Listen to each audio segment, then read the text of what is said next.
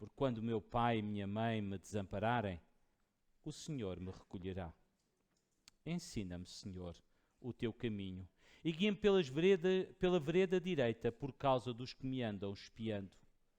Não me entregues à vontade dos meus adversários, pois se levantaram falsas testemunhas contra mim e os que respiram crueldade.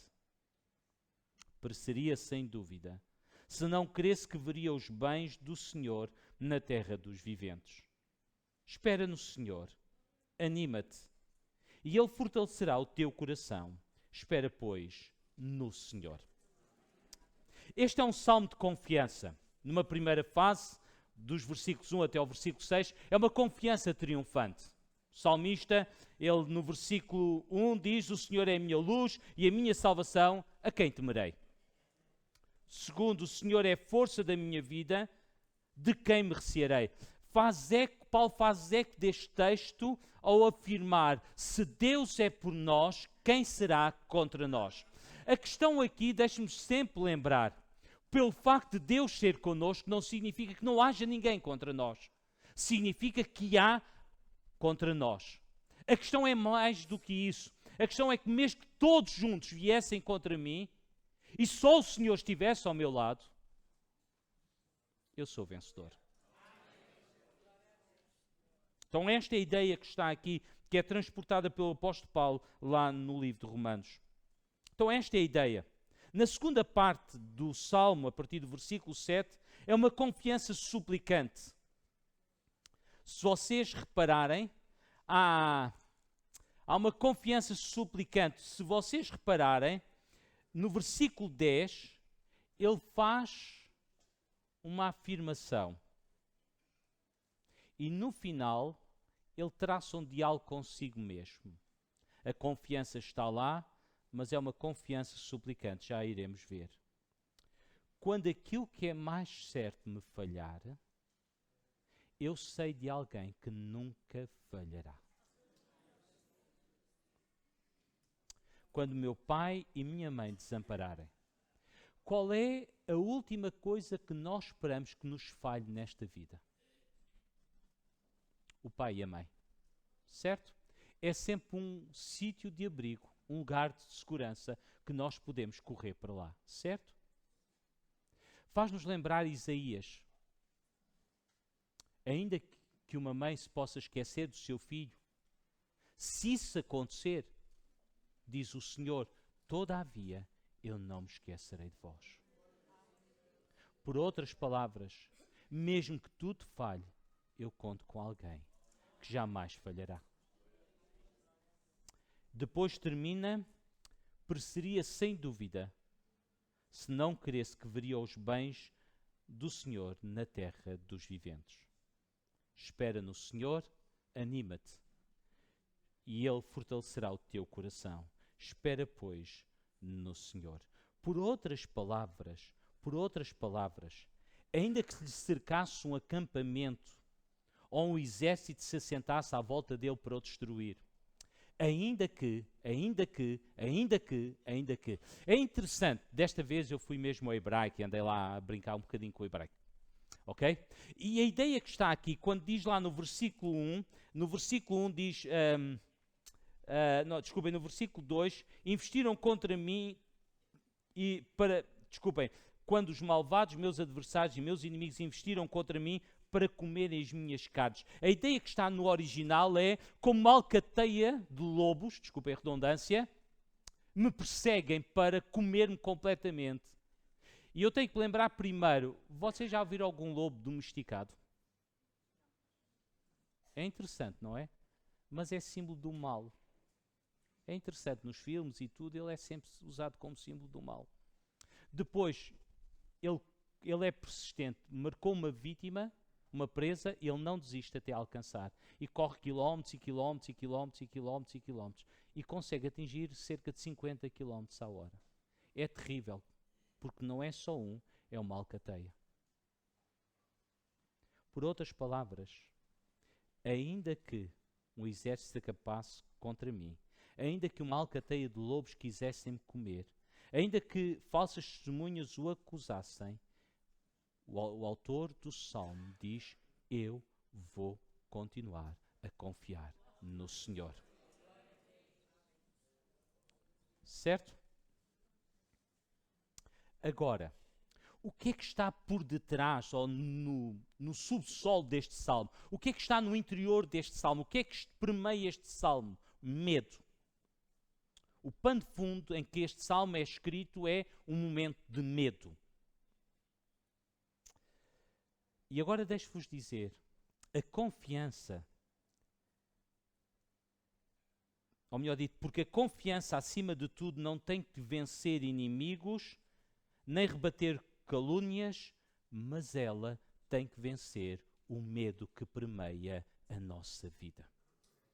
A confiança no Senhor tem que repelir o medo que se entranha em nós e permeia todo o nosso ser e fica entranhado em nós. Mais do que ter vitória sobre alguma coisa, é importante que tu possas vencer o medo que permeia a tua vida. A insegurança do dia de amanhã, as circunstâncias que se abateram sobre a tua vida e tu não sabes que rumo é que vais dar à tua vida. É interessante porque no final o salmista pede que o Senhor o oriente nesta vida, o possa encaminhar de acordo com a sua vontade.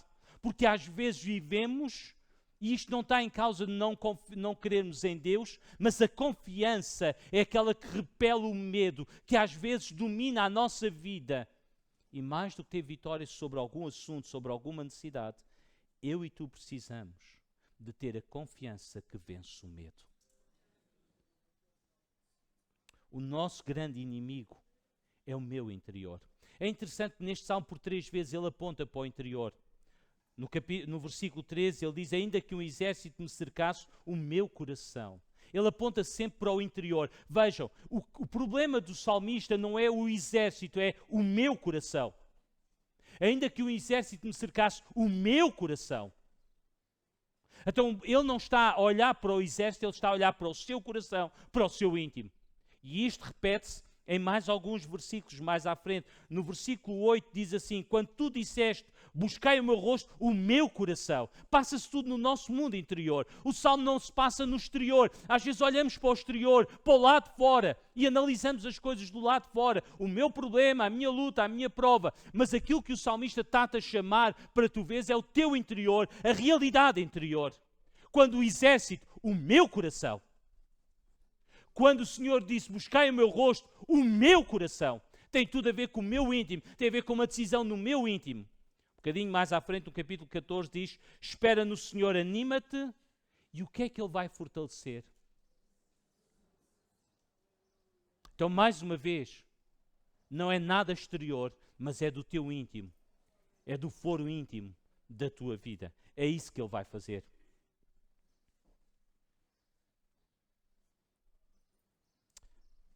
No versículo 9, ele tem que lidar com alguma coisa que é o mais tenebroso para nós. É aquele momento em que Deus não responde. É aquele momento em que começamos a pensar se Deus não nos está a repelir porque nós pecamos. Porque é que o Senhor não me responde?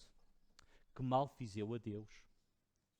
Onde é que eu pequei? Onde é que eu falhei? Se calhar a minha fé não é suficientemente forte e Deus está-me a rejeitar por causa disso. Porque a minha fé não é suficientemente forte. E começamos a acusar. Versículo 9 diz o seguinte, não escondas de mim a tua face, não rejeites o teu servo com ira. A insegurança gerada pela ideia de que Deus voltou o seu rosto contra nós. A minha pergunta é, de onde é que vem esta ideia? Que o Senhor rejeitou-nos para sempre. Que o Senhor nos está a repulsar com ira. Deixem-me vos lembrar alguma coisa. Na cruz do Calvário, Jesus disse, Eli, Eli, lama sabachthani, que traduzido é, Deus meu, por que me desamparaste? O único ser que foi desamparado foi Jesus, para que jamais, em momento algum, tu possas ser desamparado nesta vida. Porque o amparo de Deus não tem a ver com o meu feito ou com o teu feito, com aquilo que eu faço ou deixo de fazer, mas com o seu amor inabalável para contigo e para comigo. Ou não é verdade? Em Romanos capítulo 8 diz, verso 32, aquele que nem mesmo a seu próprio filho poupou, o antes entregou por todos nós, como nos não dará juntamente com ele todas as coisas. O que é mais difícil, o que é maior do que dar o seu único filho para morrer na cruz do Calvário em nosso lugar? E eu e tu temos que pensar e imaginar que este dar não é simplesmente para morrer numa cruz. É mais do que isso. Porque antes da cruz acontecer, já tenho o meu Jesus a gotejar suor de sangue por causa da aflição. Não tinha chegado ao jardim do Getsemane e ele a caminho diz, a minha alma está profundamente triste até à morte. Há um peso em mim que me esmaga, parece que me vai esmagar completamente. O que é que estava a acontecer? Desculpa, o que é que estava a acontecer? Uma antecipação daquilo que aconteceu na cruz. Pergunta, quem é que condenou Jesus? Quem é que desferiu o golpe de justiça? Quem é que condenou Jesus? Pilatos? Os judeus? Ou o Pai? Sabem o que é isso? Nós nem sabemos o que é isso. De viver sem Deus na nossa vida. Já nem nos lembramos disso. Nem sabemos, porque não há comunhão maior e mais profunda do que aquela que teve Jesus com o Pai enquanto aqui viveu. Eu e o Pai somos um. E agora o Filho está separado do Pai e o Pai está separado do Filho.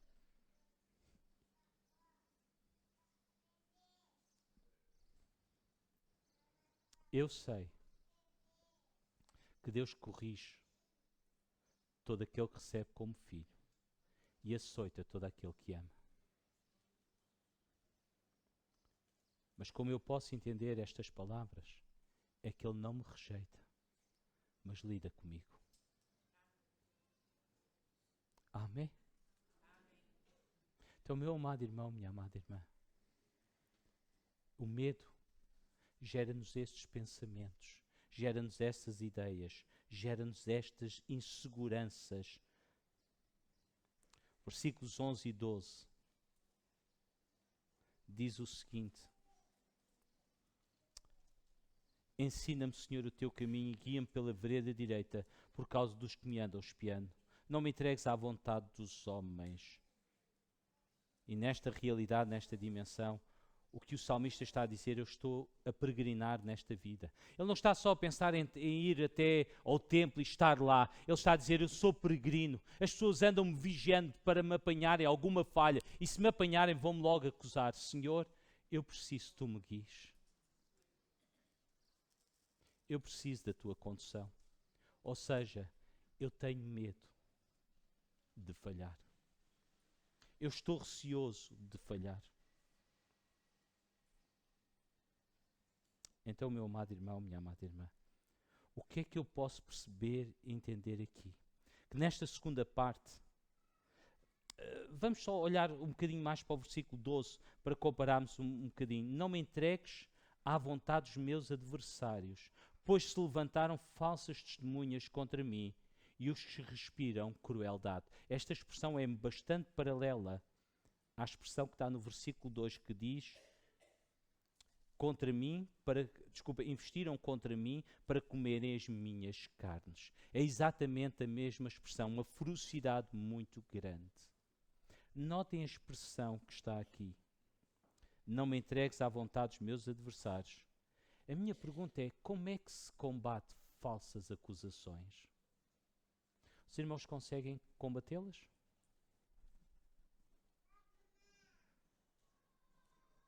Não se consegue. Quanto mais comentamos, mais elas crescem. Verdade ou não? A única coisa é suportá-las. Até que o tempo, e às vezes demora tempo, traga esclarecimento. Mas quando estamos sob acusação, é muito duro passar por elas. Então é disso que o salmista está a falar. Então nós podemos pensar um bocadinho. voltando agora ao versículo 7, ele abre com uma súplica. Ele abre com uma súplica. No versículo 7, os irmãos têm dois imperativos. Tem piedade de mim e responde-me. Dois imperativos. Ele ora dizendo, Senhor, tem piedade de mim e responde-me. Há uma urgência, há uma súplica. Terceiro, o Senhor fala com ele. É interessante, qual foi a resposta do Senhor à sua súplica? Qual foi a resposta do Senhor à súplica? Buscai o meu rosto. A que o coração dele disse, o teu rosto, Senhor, buscarei. Então começamos aqui a segunda parte com uma súplica. E este buscar o rosto é interessante. Há uma passagem na Bíblia, no Antigo Testamento, que exemplifica isto tão bem. Buscar o rosto é uma ansiedade profunda em estar face a face. Um desejo profundo em conhecer face a face. Há uma mulher na Bíblia que buscou a face de Salomão para o conhecer pessoalmente. A rainha de Sabá. Ela deixou o seu reino para trás para conhecer e estar face a face. A fama de Salomão era de tal ordem que ela quis conhecê-lo. É esta a dimensão que está aqui. Buscai o meu rosto. O desejo de estar face a face, de entrar na presença e estar face a face. Então são três imperativos que começa aqui. E é esta a ideia.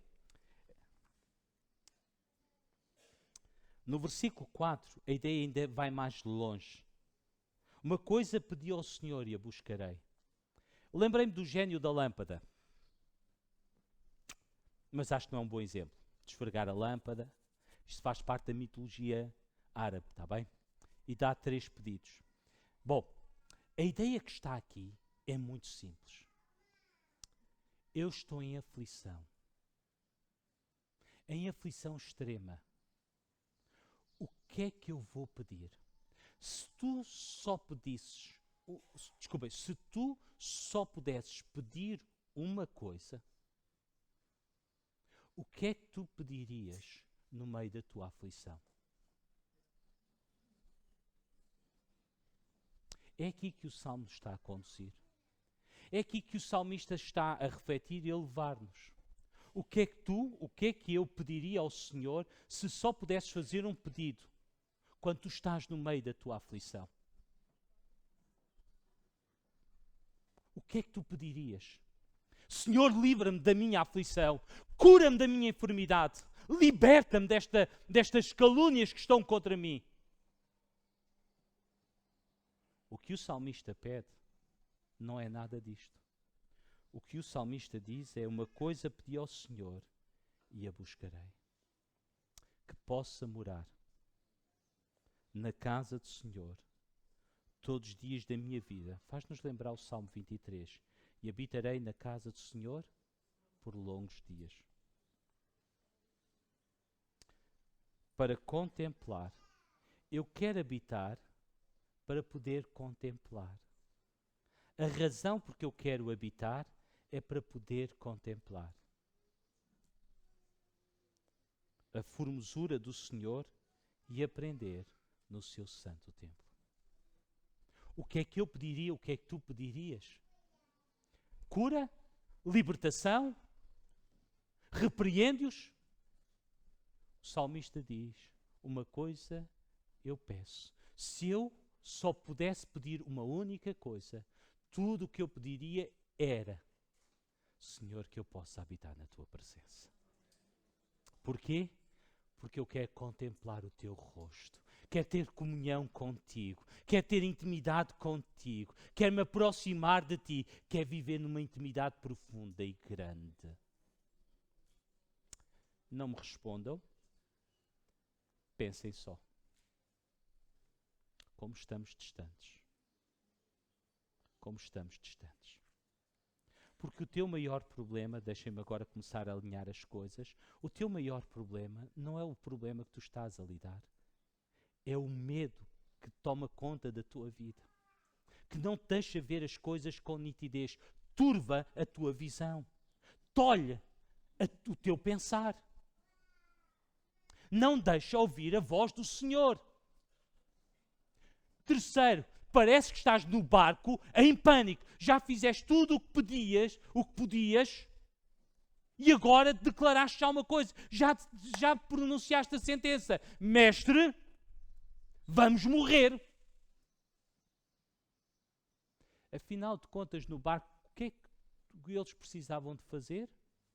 O teu rosto, Senhor, buscarei. Era ou não era? Não era dirigir-se a Jesus, dizer, Mestre, estamos numa tempestade. Mas eles deixaram o medo tomar conta deles. Daí a expressão, porque é que ainda sois tão tímidos? Ainda não creste? Porque, meus amados irmãos, passado tantos anos de crentes, depois de ter tantas experiências, nós não compreendemos nem entendemos que o segredo da vida cristã não está nas experiências que obtivemos ao longo da nossa carreira. Porque, em primeiro lugar, elas ficaram no passado, não são do presente. Elas não se resultam em alguma coisa para a vida presente. Inspiram-nos a confiar, mas o segredo está em vivermos na presença do Senhor. O segredo está em viver na presença do Senhor. Agora, o contrassenso lá no barco é que o Senhor estava presente, mas é como não tivesse. E a nossa vida é exatamente assim. O Senhor está presente na nossa vida. Reunimos no culto de ceia e o Senhor baixa, enche a tua vida, tu falas línguas, louvas ao Senhor. Acabamos o culto, sais lá fora e hoje está chuva e vento. Olha, dá-te uns salpicos e um ventinho e lá se foi tudo. A tua semana depois começa... Parece o poema daquela banda de rock, não é? A vida é sempre a perder. E é sempre a perder, não é? Até ao próximo culto de ceia. Porque esquecemos que é viver na presença dEle que o medo não toma conta. Na sexta-feira eu estava a meditar. Nós somos fracos. A Escritura diz, Ele conhece a nossa estrutura e lembra-se que somos pó. Ele sabe disso. Os únicos que não sabem somos nós. Que às vezes estamos tão cheios de nós mesmos e enfrentamos as situações qual discípulos no barco. Então eu sou navegador, eu sou pescador, eu passei aqui a pescar a minha vida inteira aqui no mar da Galileia. Então o que é que eu vou fazer? Eu vou lidar com o assunto.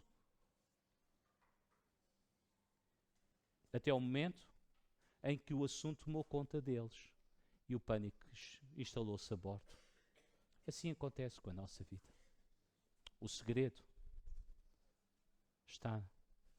Eu só tenho uma coisa. Aquilo que eu já percebi na minha vida é uma única coisa. É buscar o rosto do Senhor. Por outras palavras, há um modo de vida que eu procuro agora. Uma posição estabelecida no Senhor pela qual minha alma anseia. Eu quero uma intimidade espiritual sem interrupções com o meu Deus. É isto que Davi pede no Salmo 27, versículo 4. Eu quero ter uma intimidade com Deus que jamais seja interrompida. Quando eu olho Jesus, eu vejo isso. Quando eu olho para Jesus, eu vejo isso. Vamos a Jerusalém. Mestre, eles querem te matar lá. A minha hora ainda não chegou. Então ele caminha seguro. A minha hora ainda não chegou. Eles querem me matar. Eu sei que eles estão determinados. Mas a minha hora ainda não chegou. As coisas não estão nas mãos dele, mas estão nas mãos do meu Deus. Eu caminho com o meu Deus. Eu tenho segurança. Mas isto não é 31 de boca. É quem vive na presença dele. Às vezes passa-nos um bocadinho ao lado. Mas Jesus tirava sempre tempo de madrugada para estar com o Pai. Depois vinha para fazer o ministério. Mas antes ele estava com o Pai. Então ele caminha com segurança. A dado passo ele diz lá em João, a minha hora chegou. A minha hora chegou. Ninguém tem poder se de cima não for dado. Diz ele a Pilatos. Pilatos, tu não podias fazer nada com a minha vida. Mas porque a minha hora, eu estou a juntar algumas passagens em João. Porque a minha hora chegou. Então sim, tu já podes fazer, porque o meu tempo chegou. O Pai já deu autorização. Agora sim, eu vou morrer. O que é interessante no julgamento de Jesus é que ele tinha tudo para escapar de ser condenado. E ele fez tudo para ser condenado. As respostas que ele dá, a forma como ele fala, é sempre apontar para a cruz. A hora dele chegou e nada pode falhar.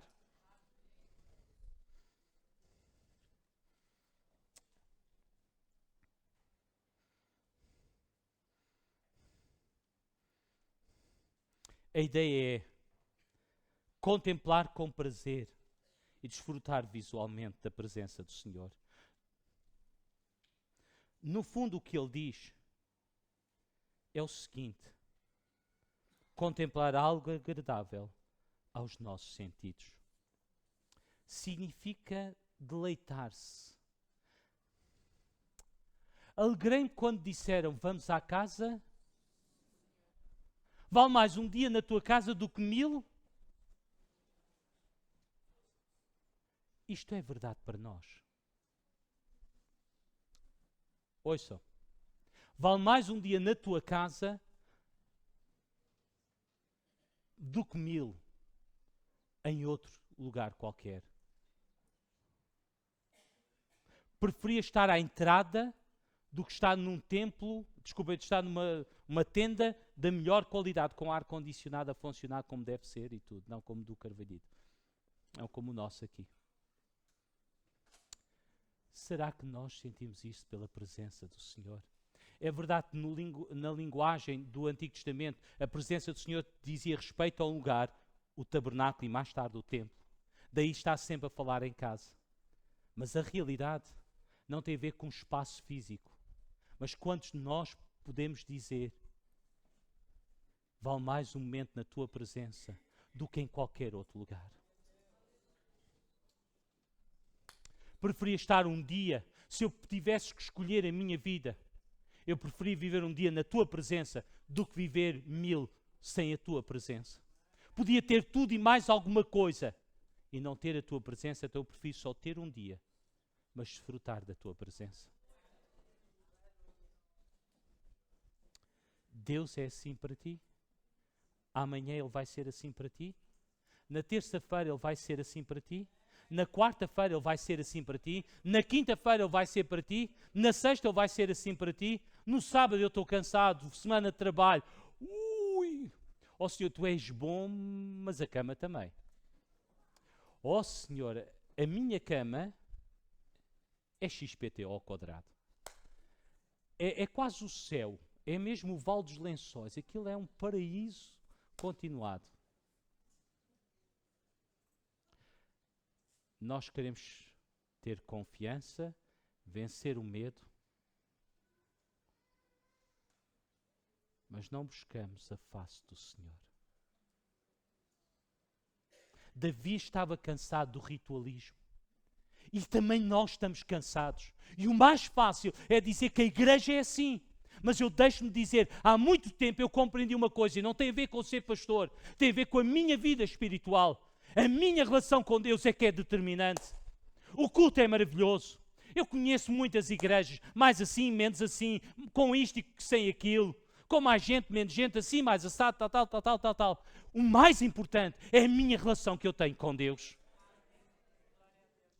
Sim, eu já estive em igrejas que abrem o culto com 3, 4 hinos. E pá. Outras fazem de outra maneira. O que traz vida ao culto não é o que se passa aqui em cima. É a tua relação com Deus. Só que nós temos substituído tudo por aquilo que se passa cá em cima. Tornámos consumistas de culto.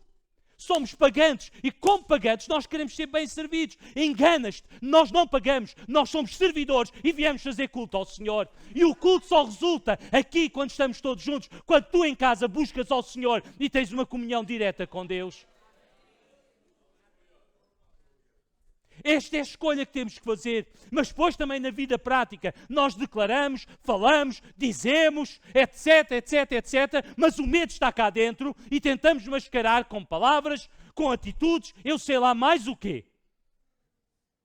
Mas o medo continua dentro de nós. Pastor, eu confio, mas está cheio de medo, não tem paz. Como é que tu podes confiar e ter medo ao mesmo tempo e não teres paz no teu coração? O problema é grande, sim, é grande. Tens razão para teres medo? Tens. Mas também tens um motivo para não teres medo, se buscasses a face do Senhor. Ou eu estou tonto, ou isto não é real na Bíblia. Ou este Deus não funciona assim e eu estou a criar um Deus para vocês que não tem nada a ver.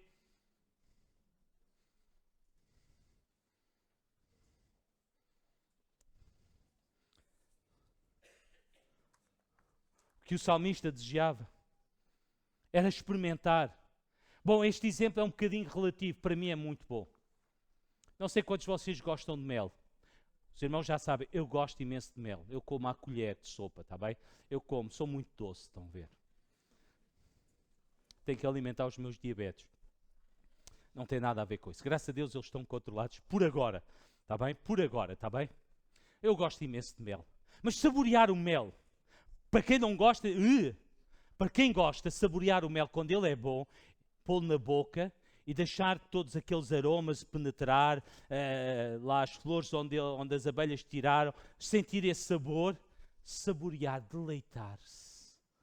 O que o salmista quer é, Senhor, eu quero-te saborear.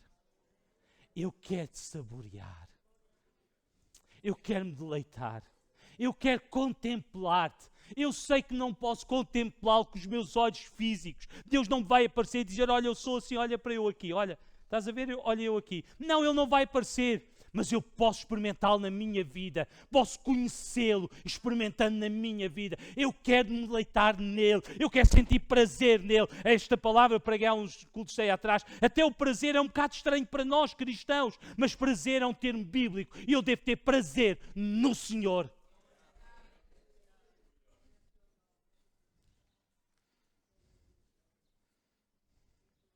O resultado é os versículos 13 e 14. O versículo 13 é um juramento.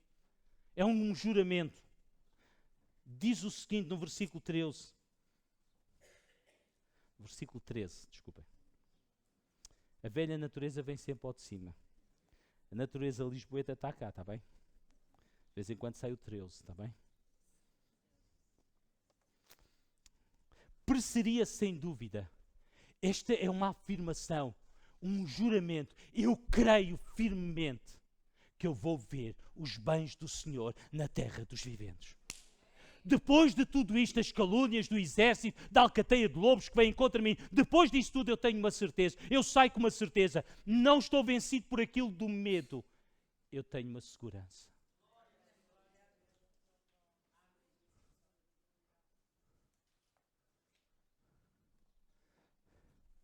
E não é uma segurança vazia.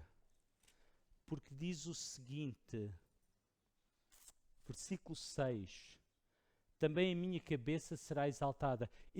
O versículo 6 diz o seguinte, Ele puxou-me e pôs-me numa rocha mais alta do que todos os outros. Por outras palavras, Ele livrou-me do meio da minha aflição, pôs-me num lugar seguro e me deu vitória.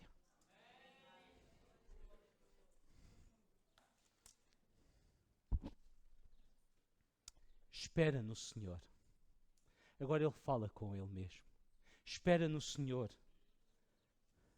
Anima-te e Ele fortalecerá o teu coração. Espera, pois, no Senhor. Não tens nenhuma razão para entrar em desespero, mas tens todas as razões para esperar no Senhor.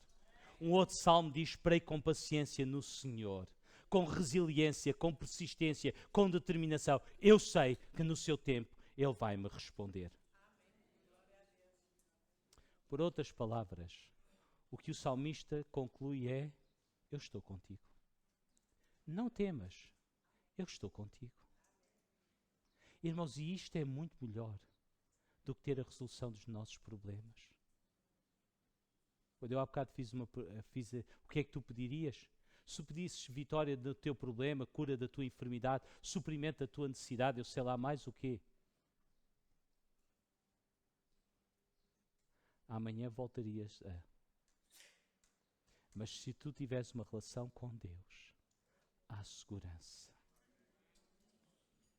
E tu podes descansar nas promessas de Deus. O versículo 1 diz, o Senhor é a minha luz e a minha salvação, a quem temerei? O Senhor é a força da minha vida. Ele há bocado disse, fortalece o meu coração. O primeiro versículo dos Salmos é o resumo do Salmo todo. É a conclusão do Salmo. É invertida a poesia. O Senhor é a minha luz e a minha salvação. Quem temerei? O Senhor é a força da minha vida. De quem me recearei? Por outras palavras, eu estou contigo. Quero-vos convidar a virem comigo a Mateus capítulo 12.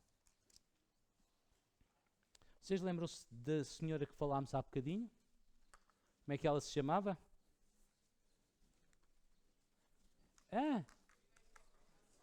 Obrigada, Rainha de Sabá. Então vamos ler um bocadinho sobre ela. E eu quero fechar com esta rainha. Mateus 12, 42.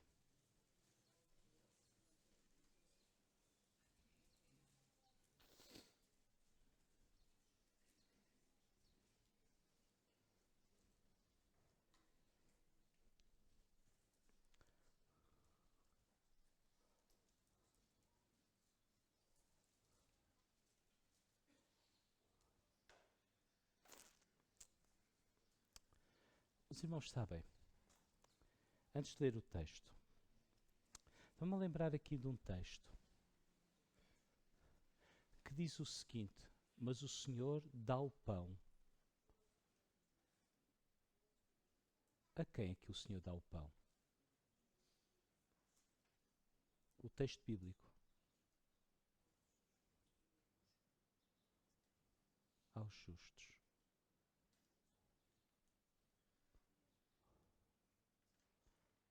E às vezes eu acho que nós trabalhamos afincadamente para aquilo que o Senhor quer nos dar. Porque deixamos de depender do Senhor em tudo e em todas as coisas.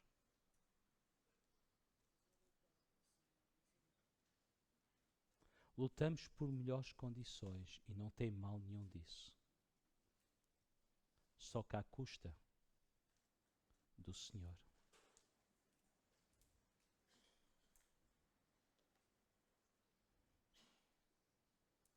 Quando eu há bocado fiz a pergunta, faz sentido os textos que estão na Bíblia? Vale mais um dia do que 1000 noutro lugar? É o Senhor o bem mais precioso que nós temos? O nosso prazer está nele? Ou já fazemos a leitura bíblica e a oração por obrigação e não retiramos nenhum prazer disso? Sabe que houve um homem que subiu a um monte e o seu rosto veio todo iluminado. E ele não teve a experiência que tu podes ter. Porque ele viu o Senhor pelas costas, ou seja, teve um vislumbre. O Senhor passou por ele. Mas o meu Senhor não passou pela minha vida. Ele habita em mim, está em mim. Calma, calma. E eu estou nele. É que esquecemos sempre desta parte. Ele está em mim. Mas a minha Bíblia diz, tendo depois ousadia para entrar no santuário pelo novo e vivo caminho que Ele nos consagrou, pelo seu véu, isto é, pela sua carne. Ele está em mim e eu estou nele. Mas a minha vida, aquela experiência foi tremenda para Moisés. E a minha? Que Deus é que eu tenho estado a adorar? Que Deus é que eu tenho estado a buscar? Que Deus é esse que não produz brilho nenhum, não traz prazer, não traz deleite, não traz felicidade, não enche, não preenche, a não ser quando eu estou em aflição, então vou a Ele, choro e busco. Mas quando a vida está bem, e às vezes que a vida está bem, onde é que está esse impacto na nossa vida? Onde é que está esse impacto? Queremos ser uma igreja forte, mas abandonamos aquilo que é a nossa força. Os irmãos querem ter vitória na vossa vida, nas tentações, nas provações, querem fazer escolhas sábias, mas abandonaram aquilo que vos pode guiar no caminho da vida. Esta mulher vai se levantar no dia do juízo contra uma geração. E a minha pergunta é, será que essa geração terminou lá no tempo de Jesus? Ou ainda continua até os dias de hoje e tu e eu faremos parte dessa geração? Versículo 42 do capítulo 12. A rainha do meio-dia se levantará no dia do juízo com esta geração, porque são contemporâneos, e a condenará. Porque veio dos confins da terra para ouvir a sabedoria de Salomão. E eis que está aqui quem é mais do que Salomão. E é aqui que eu quero terminar. Uma mulher rainha. Os fins da terra daqueles dias não são exatamente como o nosso. Tanto mais que a terra é redonda. Então não tem fim. É um círculo. Não tem princípio, não tem fim. Certo? Mas naquela altura, o fim da terra era o Iémen. Ela veio do Iémen até Jerusalém. São cerca de 2.400 quilómetros. Isto em dias. São 75 dias do Iémen até Jerusalém a pé, com a sua grande comitiva. E 75 dias de regresso. Ou seja, meio ano. Esta mulher ouviu a fama e veio, buscou a face de Salomão, queria conhecê-lo, queria ouvir. A questão de Jesus é: aqui está quem é maior do que Salomão.